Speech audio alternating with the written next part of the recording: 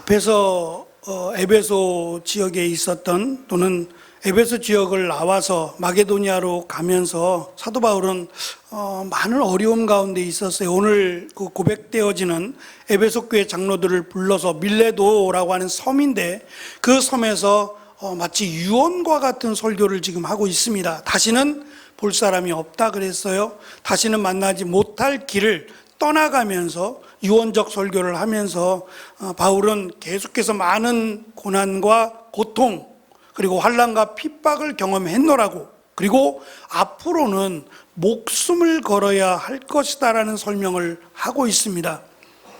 앞에 데메드리오라고 하는 우상을 만드는 사람입니다. 나무를 깎아서 우상을 만들고 그것을 녹인 은 물에다가 담갔다가 그것으로 이제 많은 돈을 벌었던 그 상인들을 대표하던 사람이 데메드리오라고 하는 사람인데, 그가 일으킨 사도 바울이 계속해서 복음을 전하면 우리는 망한다, 우리는 굶어 죽는다고 해서 소동을 일으켰어요. 그 소동이 바울로 하여금 에베소 교회를 떠나게 했을까? 그 소동 때문에, 환난과 핍박 때문에 사도 바울은 에베소를 떠난 걸까? 그렇지 않습니다.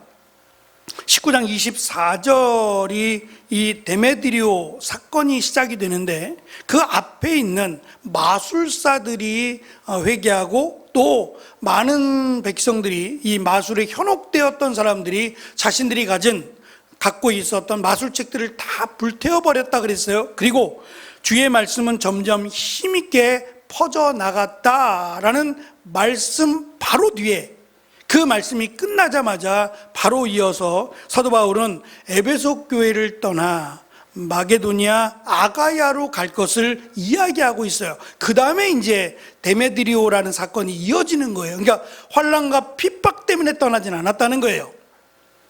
떠날 때가 되어서 떠난 거지, 환난과 핍박을 피해서 마치 도망치듯이 떠난 것은 아니다라고 하는 것을 지금 강조하고 있고, 지금 사도 바울은 에베소 이 지역 에베소 교회를 2번이나 방문을 했어요. 가장 오랜 시간 동안 사역을 했고요. 이번에는 오순절 기간에 예루살렘에 도착하기 위해서 서둘러야 했기에 에베소를 패스하면서 그냥 지나치면서 밀레도라고 하는 섬에 이르렀을 때에 거기로 지금 에베소 교회 장로들을 초대합니다. 초청해서 그들에게 마지막 유언적 설교를 하는 내용을 오늘 우리가 읽은 말씀에 기록하고 있는데, 한 가지, 사도 바울이 2년여 동안 에베소 지역에서 힘써 복음을 전했어요. 길지 않습니다. 어찌 보면 우리의 신앙생활 가운데 2년 정도라면 짧다라고 할 수 있어요. 그런데 이 짧은 기간에 장로님들이 세워졌어요. 이때의 장로라면 바울 자신도 장로라고 소개하기도 하거든요. 그러니까 거의 목회자와 비슷한, 거의 목사와 비슷한 그런 사역을 감당했던 분들이에요. 사도 바울도 사실은 뭐 신학 과정이나 이런 건 없잖아요. 지금은 좀 안타까운 점들이, 목사가 되는 과정이 보통 7년인데 일반 대학을 졸업하신 분들은 3년의 신학 과정을 배우고 뭐 그거로 끝나는 건 아닙니다만, 정규 과정은 총 7년, 일반 대학을 다니셨다면 4년, 그리고 신학 과정 3년 해서 총 7년의 과정을 배우게 되고, 이제 저 같은 경우는 신학교를 졸업을 했으니까 7년의 신학 과정을 이수하고, 그 이후에 이제 내가 조금 더 공부하겠다고 하면 석사나 박사 과정을 공부하게 되겠죠. 근데 이게 이제 길다라고 해서, 길게는 10년을 공부하니까 길다라고 해서 이 편법을 써서 그냥 짧게 한 2년 만에 그냥 뚝딱 하고 졸업하고 목사 안수 받는 분들이 있어요. 장단점은 있는데 저는 단점이 더 많다고 생각해요. 왜냐하면 사실 7년도 짧고 10년도 짧아요. 하나님 말씀을 이 짧은 기간에 배울 수 있을까요? 제가 얼추 한번 계산해 보니까 저희가 5일, 그러니까 월화수목금까지 5일 새벽기도, 수요일, 금요일, 주일 이렇게 하면 총 8번의 하나님 말씀을 함께 나누게 되는데 일주일에 8번이에요. 일주일에 8번씩 말씀을 나눈다고 했을 때 최소한 창세기부터 요한계시록 66권의 말씀을 함께 설교로 또 말씀으로 나누게 되면 못해도 10년 이상이 걸려요. 그런데 3년 또는 2년 동안의 신학과정으로 성경을 안다? 이거는 어불성설이에요. 말도 안 돼요. 아주 기본적인 것만 그것도 다 배우지 못해요. 그러니까 짧게 한다는 건 좋은 게 아니에요. 저는 제대로 하는 게 좋은 것 같아요. 일단 어쩔 수 없이 짧게 하더라도 나머지 기간 동안 내가 부족한 부분들을 늘 채워가면서 말씀을 준비해야 된다고 생각해요. 그것이 말씀을 준비하는 자의 기본적인 자세라고 생각해요. 하지만 1세기에는 그런 과정이 없어요.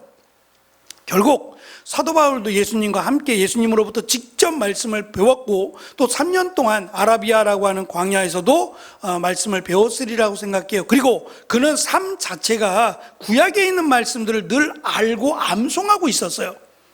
무시할 수 없는 거죠. 다만 이 구약의 말씀이 신약의 예수님의 말씀과 연결이 되질 않았어요. 그래서 예수님을 믿는 자들을 핍박하고 오히려 하나님을 거역한다고 생각했던 거죠. 근데 예수님을 만나고 나서 자기가 얼마나 어리석은 자였는지 오히려 하나님의 일을 방해했음을 깨닫고 오히려 자기의 모든 것을 바쳐서 주의 일을 하기로 이방인의 사도로 부름받은 것에 대해서 감사했어요. 그러니 장로님들이 세워졌다라고 하면 사도 바울이 정말 쉬지도 않고 하나님 말씀을 가르쳤을 것이고 구약과 신약의 말씀들을 통해서 가르쳤을 거고요.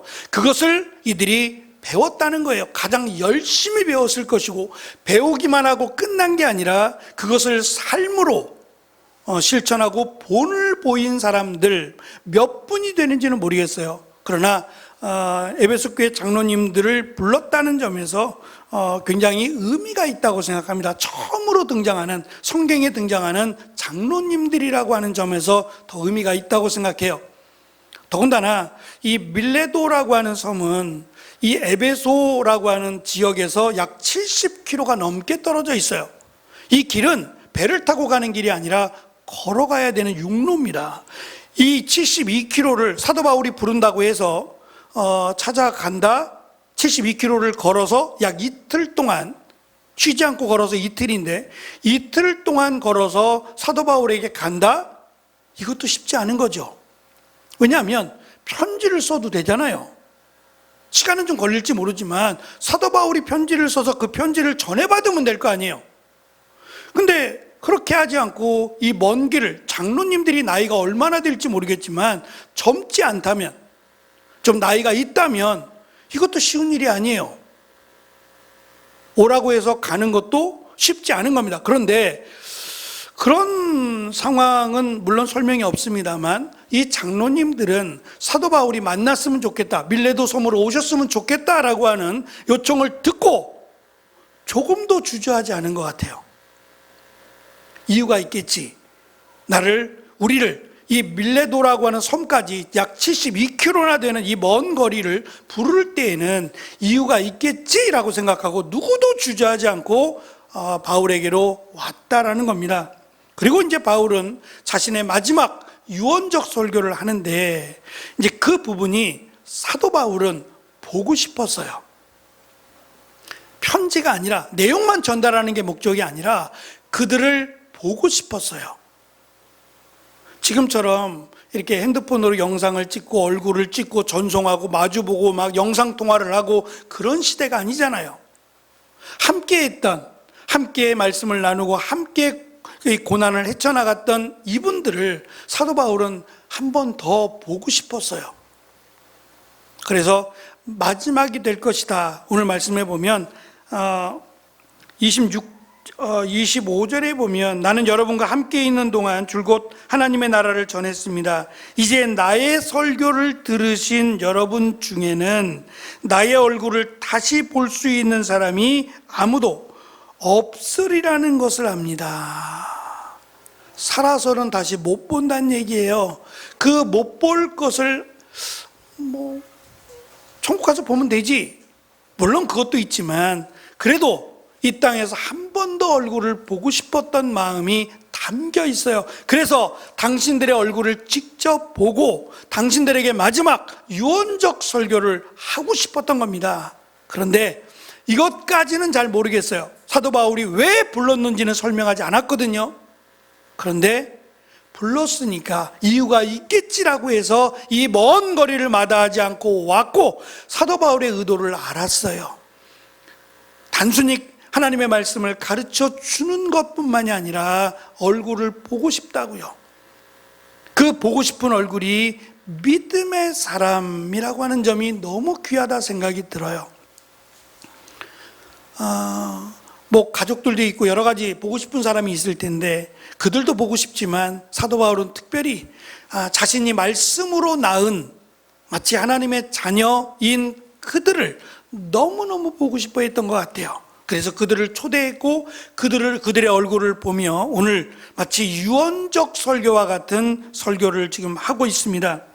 사도 바울은 마게도냐와 아가야를 거쳐서 예루살렘에 갔다가 로마로 갈 것임을 알았어요. 왜냐하면 성령께서 가르쳐 주셨어요. 예루살렘으로 가라는 것도, 예루살렘에서 로마로 가게 될 것도 말씀하시고, 이것뿐만이 아니라 목숨을 걸어야 된다는 것도 말씀하셨어요. 왜냐하면 사실 사도 바울이 이 마게도냐 지역에서 복음을 전하면서 사도 바울의 복음을 거부하고 또 사도 바울을 죽이려 했던 자들은 로마 사람은 아니지만 로마에 속해 있는 로마의 식민지가 된 나라들이었고, 로마에게 잘 보이기 위해서 그렇게 하다 보면 로마로부터 혹시 시민권이라도 얻게 되지 않을까라고 하는 얄팍한 욕심이 있었어요. 그래서 로마가 원하는 일이라면, 로마가 기뻐하는 일이라면 오히려 앞서서 일했던 사람들이다 보니 로마라고 하는 곳으로 가게 되면 사도 바울은 정말 목숨을 걸어야 될 수 있어요.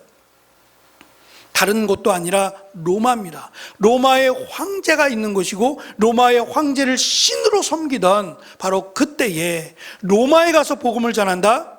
그래서 나중에 사도 바울이 예루살렘으로 갔다가 예루살렘의 일정을 마치고 예루살렘에서 사도 바울을 재판할 수 없었어요. 왜냐하면 그가 시민권을 갖고 있었기에 로마로 보낼 때에 그때 이 에베소 교회 장로들이 찾아왔어요.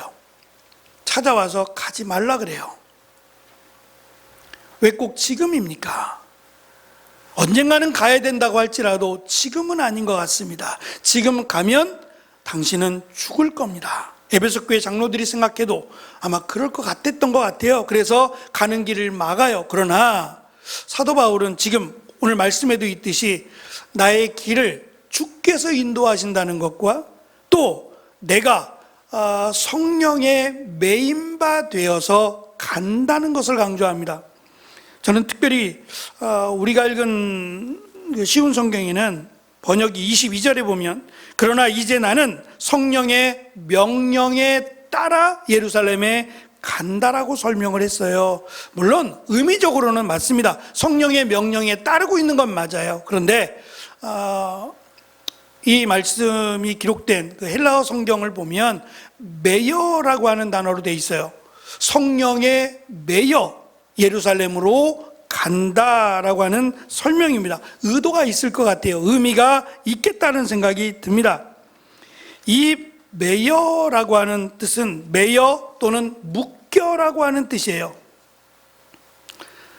이 말을 사도 바울은 로마서 7장 2절과 고린도전서 7장에서 반복해서 이 단어를 사용하는데 그 말씀을 보면 이렇습니다. 이를테면 결혼한 여자는 남편이 살아있는 동안에는 법에 의해 남편에 매여 살아야 합니다. 하지만 남편이 죽으면 그 여자는 남편에게 매여 있던 법에서 해방됩니다. 이 말씀들이 로마서에서도 고린도전서 7장에도 반복되어 나타나요. 결혼하면 여자는 남편에게 매인다는 거예요. 이 시대하고는 조금 다릅니다. 매여 있지 않아요. 이 시대는 문제가 생기거나 특별히 법으로 보호하고 있어요. 예를 들면 남편이 도박을 하거나 또는 바람을 피거나 아내를 폭행하면 이혼 사유가 돼요. 오히려 이혼을 법이 장려한단 말입니다. 왜냐하면 이거는 사람 사는 게 아니에요. 아무리 아내래도 아내가 종도 아니고 머슴도 아니고 어떻게 아내를 때려가며 핍박하며 아내를 괴롭히며 사느냐. 이거는 살아갈 가치가 없다라고 법에서 정해버렸어요. 근데 1세기는 안 돼요. 우리가 과거에도 먼 이야기가 아니에요. 100년 전만 해도 불가능해요. 남편이 술에 취해 있고 또 아내를 폭행한다고 해도 이혼이 안 됐단 말이에요. 그래서 우리의 그 어르신들, 어머니, 아버지들은 참고 산 분들이 참 많아요. 행복하지 않은 결혼 생활을 하신 분들이 참 적지 않아요. 그리고 요즘은 황혼 이혼이라고 하는 것이 마치 유행을 타듯이 많아졌어요. 자녀들을 다 출가시키고 나면 이제는 좀 행복하게 살고 싶대요. 지금은 자녀들 때문에 참고 살았는데 이제는 못 살겠다라고 해서 황혼, 60이 넘어서 남편과 이혼하겠다는 거예요. 그냥 혼자 살고 싶어 이게 아니겠지요. 문제가 있으니까 이혼하겠다는 거 아니에요. 남편이 때린다든지 도박한다든지 뭐 여러 가지 등등의 이유로 바람핀다든지 이런 이유로 못 살겠다 이제는 라고 하며 이혼하는 분들이 많아졌어요. 앞으로도 더 많아질 것 같아요. 서로 존중하며 살아야죠. 우리가 결혼식 할 때 주례하시는 분들이 꼭 하는 말씀이 서로입니다. 서로 사랑하며 살라고 말을 하고 있고 그 이야기를 신랑 신부가 들었어요. 지금만이 아니라 과거도 마찬가지예요. 사랑하라고 얼마나 많이 이야기를 들었어요. 근데 사랑하지 않고 때린다고요? 폭행한다고요? 이거는 좀 치료를 받아야 돼요. 치료를 받아야 되고 문제가 있어요. 그러니까 이런 부분들은 지혜롭게 잘 좀 대처했으면 좋겠다라는 생각이 들고요. 어쨌든 이 매여라고 하는 말씀이 결혼식과 관련해서 결혼과 관련돼서 때려야 뗄 수 없는 관계를 설명할 때 매여라고 하는 단어를 썼어요.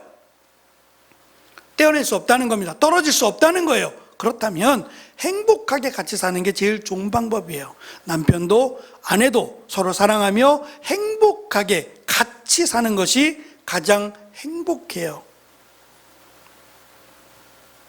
우리가 예배 끝나고 이제 식사 다 마치고 구역별로 모임을 가질 때 저는 이제 남자 어르신들하고 방에서 함께 이제 오늘 함께 나눈 말씀을 나누거나 한 주간 동안 살았던 것들을 함께 나누고 있는데 지난 시간에 뭔 얘기하다가 저 얘기가 잠깐 나왔어요. 아내에게 잘하자 그러면서 얘기를 하는데 조중희 집사님이 지난번에도 얘기하셨는데 이번에도 또 잘하라고, 살아있을 때 잘하라고, 죽은 다음에는 소용이 없다. 미운 아내도 살아있을 때 미운 거지 죽고 나면 미워도 보고 싶다 이 얘기죠.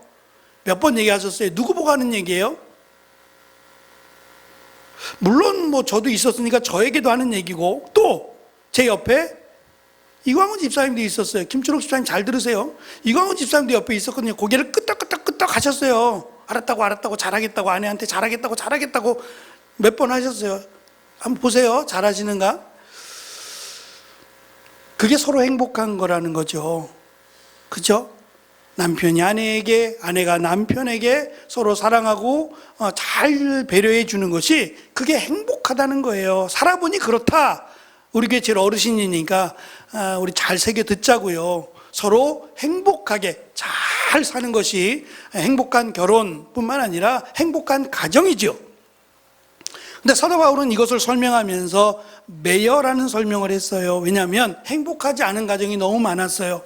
믿음이 없는 가정들이니까 로마에 살고 있는 사람들이나 또 고린도 지역에 살고 있던 가정들이 행복하지 않았어요. 음란한 건 말할 것도 없고 마치 아내들을 종처럼 부리는 일들이 너무 많았어요. 그래도 이혼할 수 없다는 거예요. 남편이 이혼 서류를 내주지 않으면 이혼할 수 없으니 그저 남편에게 묶여서 남편에게 매여서 살아야 되는 안타까움을 호소했어요. 또 이 단어가 매여라고 하는 이 단어가 어디에 등장하냐면 아시는 대로 감옥에 갇혀 있을 때에 이 죄수들이 도망치지 못하도록 쇠사슬로 묶어놓거나 또는 이 목에다가 나무 같은 것들을 서로 연결해서 착고라고 하죠. 이런 것들을 묶어놓을 때 매여라고 하는 단어를 써요. 절대 풀리지 못하도록 꽉 조여놓은 것을 의미한 거예요. 그런데 이 매여라고 하는 단어를 사도 바울이 성령에 매여 있다고 설명을 해요. 또 다른 표현이죠. 성령에 묶여 있다, 성령의 다스림을 받고 있다라는 설명이, 이것은 축복입니다. 성령에 매여 있다는 것을 나를 힘들게 만들고 나를 고생하게 만들고 이런 말이 아니에요. 사도 바울은 이것을 기뻐함으로 지금 하고 있어요. 나는 성령에 매인바 되어서 그 성령과 함께 살아가고 있다라고 하는 것을 강하게 설명하는 거예요. 다시 말하면 성령께서 나를 인도하시고 성령께서 나와 함께 하시는 것을 끊을 자가 없다는 거예요. 그 세상에 어떠한 힘과 권력으로도 끊을 수 없다. 그렇다면 내가 지금 하고자 하는 일, 예루살렘으로 가거나 로마로 가는 일은 나 혼자 가는 게 아니라 성령께서 나와 함께 하시는 길이다. 걱정하지 말란 얘기예요. 오히려 기도해 주라고 하는 이 마지막 위로의 설교입니다. 디모데후서 2장 9절에 보면 사도 바울이 이러한 고백을 합니다. 이 복음 때문에 내가 고난을 받는 겁니다. 나는 비록 죄인처럼 쇠사슬에 매여 있지만 하나님의 말씀은 결코 매일 수 없습니다 라고 고백을 해요. 나는 감옥에도 들어가고 사람들의 손에 이끌려 매인바 되지만 하나님의 말씀은 누구도 매일 수 없다, 묶을 수 없다, 붙잡을 수 없고 제한할 수 없다라고 하는 사실을 강조합니다. 자신을 힘으로 얼마든지 감옥에 가둘 수 있지만 하나님의 말씀, 지금 전하고 있는 이 복음은 누구도 막을 수 없다. 하나님의 일하심은 거역할 수도 막을 수도 없다라는 설명을 하고 있는 겁니다. 특별히 히브리서 2장 15절은 이렇게 말씀합니다. 또 죽기를 두려워하여 두려움에 매여 종노릇하는 모든 자들을 놓아주기 위해서 이 복음을 전한다는 거예요. 우리는 사망 또는 죽음에 매인바되어 있다는 거예요. 다시 말하면 죽음과 우리를 끊어놓지 못하기에 우리는 죽을 수밖에 없다는 존재예요. 그러나 이 죽음이 영원하지 않는 것은 하나님의 말씀이 있어서 죽음이 두렵지 않을 뿐만 아니라 우리는 하나님의 나라에 영원히 산다라고 하는 자유함을 이 말씀을 통해서 누린다는 것을 강조하고 있습니다. 예수님께서 이 공생의 기간에 사탄에 매인바된 자들이 있었어요. 사탄에게 묶여서 사탄에게 매여서 마치 사탄의 종처럼 살아가던 이들에게 예수님께서 하신 말씀은 그냥 풀려나거나 아니면 사탄아 나가라고 하는 이 말씀과 명령이었어요. 다시 말하면 사탄에게 매인다는 것은 사탄이 우리를 메어 놓으려고 하고 사탄이 우리를 종부리듯이 하려고 해요. 여기서부터 벗어나는 방법은 하나밖에 없다는 거예요. 그 하나는 말씀밖에 없어요. 내 안에 하나님의 말씀으로 채워지고 내가 예수님을 믿는 믿음으로 섰을 때 사탄은 우리를 맬 수 없어요. 왜냐하면 우리 안에 성령 하나님이 거하시고 우리가 말씀 가운데 살아가기 때문에 사탄은 결코 우리를 이길 수 없습니다.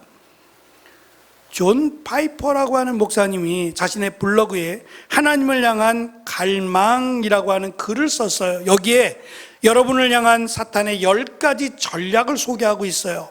지피지기면 백전백승이죠. 사탄이 무엇을 좋아하고 사탄이 어떻다라는 것을 알면 이길 수 있다라는 그런 마음으로 사탄의 10가지 전략을 썼는데 그 첫 번째가 뭐냐면 사탄은 거짓말쟁이며 거짓의 압이라는 거예요. 다시 말하면 거짓말하면 안 됩니다. 이 거짓말은 사탄의 속성이에요. 아니면 아니다, 맞으면 맞다라고 하는 것이 하나님께서 우리에게 원하시는 거예요.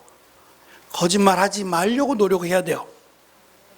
이것이 나에게 어떠한 피해가 되고 손해가 될지라도 거짓말하지 말자. 이것을 우리의 삶의 기준으로 삼고 살아야 돼요. 사탄은 여기서부터 시작해요.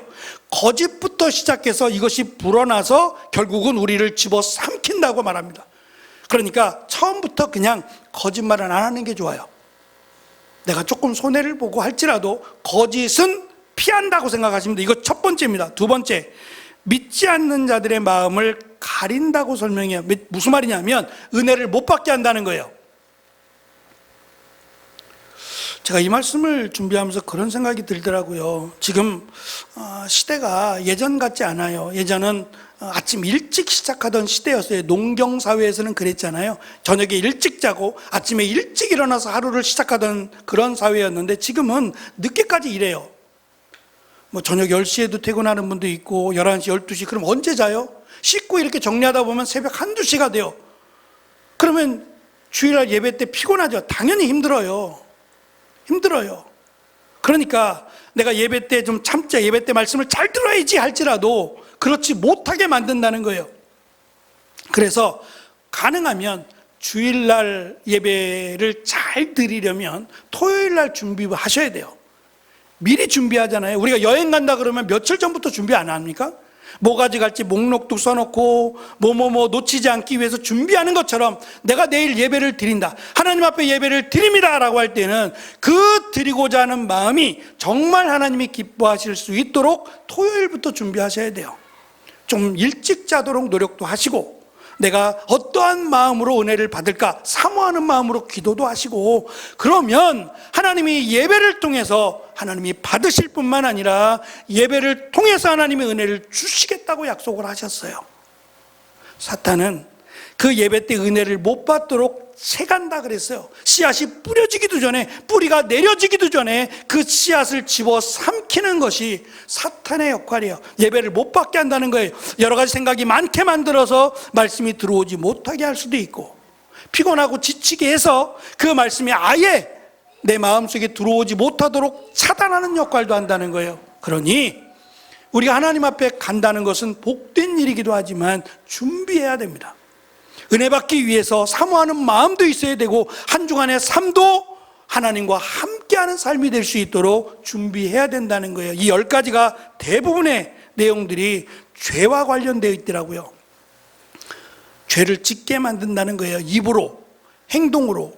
그러면서 우리의 마음속, 이 정도는 괜찮지, 이 정도는 누구나 하잖아.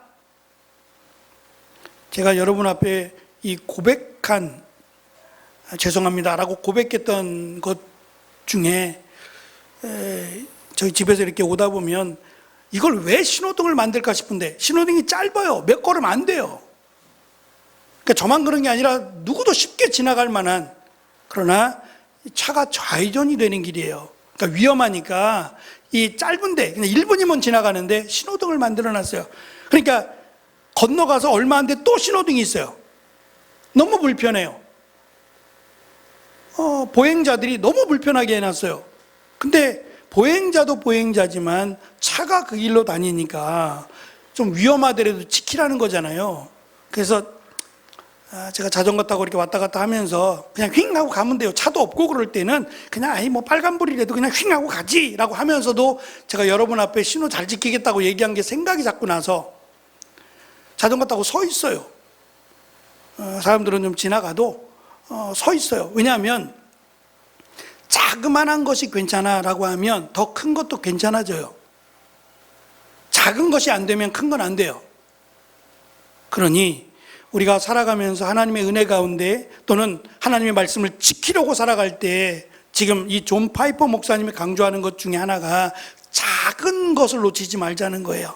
내 입으로 말하는 거짓말 하지 말자는 거예요. 이건 거짓의 아비가 사탄이니까 이거 하다 보면 자꾸 거짓말이 는다. 그리고 거짓말이 나중에는 뭐 막을 수 없는 큰 일을 겪게 되니까 아예 처음부터 거짓말하지 말자. 이게 첫 번째였고, 죄에 대해서는 조금 민감해져서 죄를 짓지 않도록, 작은 거라도 짓지 않도록 노력하자라는 것이 골자예요. 그렇게 되면 우리가 사탄의 매임으로부터 조금이라도 더 자유하게 될 것이고, 더 중요한 것은 하나님의 말씀과 기도 가운데 살아가는 거예요. 그러면 사탄이 어떻게 우리를 지배할 수 있겠어요? 늘 내가 있는 곳에서 가능하면 교회에 나와서 함께 기도하고 말씀 가운데 살아간다면 사탄은 우리를 집어 삼키려고 하다가도 도망갈 거예요. 그것이 우리가 이 땅 마지막까지 믿음을 지키는 유일한 방법임을 우리에게 가르쳐 주고 있습니다. 사탄에게 메인받은 사람이 아니라 성령의 메인바 되어서 말씀과 기도에 메인바 되어 살아가는 우리 모두가 되어지시기를 축원합니다.